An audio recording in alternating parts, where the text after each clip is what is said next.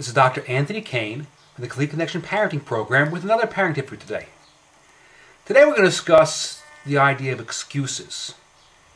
Now, if you have an ODD child or an ODD teenager, they are full of excuses. They can punch holes in the walls, they can call names, they can be abusive to you and rude to you and disrespect you. And it's always somebody else's fault. Now, one of the ways you have to put a stop to this is you have to have some absolute standards. That's the first thing. For example, a good example would be no name calling, or you must treat with respect. You cannot punch holes. You cannot break things. Those are absolute standards you set in your house. And when your child violates that, you don't ask for an explanation or a reason. If you ask for an explanation, it's always going to be someone else's fault. So when Bobby smashed a hole in the wall, you don't say, "Bobby, why did you hit a hole in the wall?"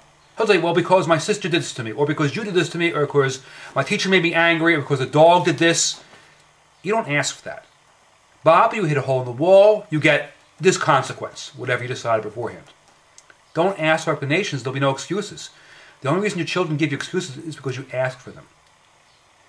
So what you want to do again is set standards in your house, what you think the rules are that cannot be violated. What standards do you set?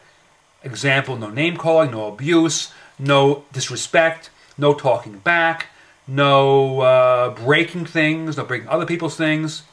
You set the rules, set the standards, and have appropriate, logical consequences for those things.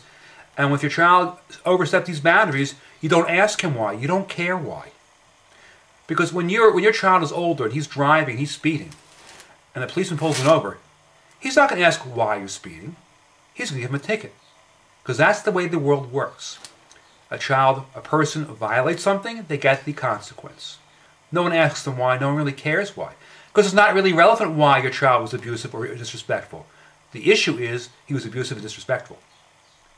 So remember, don't ask for explanations. Just set certain standards, make it clear that everyone understands these standards, and be quick and unemotional when there's a violation of these standards to give the appropriate consequences that were decided on beforehand. Do not get sucked into an argument. Explanations is not really relevant. Point out what was done wrong, state the consequence, and walk away. Detach yourself completely. That will help you take away a lot of these excuses, and really there is no excuse for certain behaviors. This is Dr. Anthony Kane with the Complete Connection Parenting Program. If you'd like some more parenting tips like this, please go to our newsletter at ccparenting.com and sign up for our newsletter there. And there you will find the answer to the one word that'll help you end all defiance, fighting back, and talking back. And it's there for you when you get there.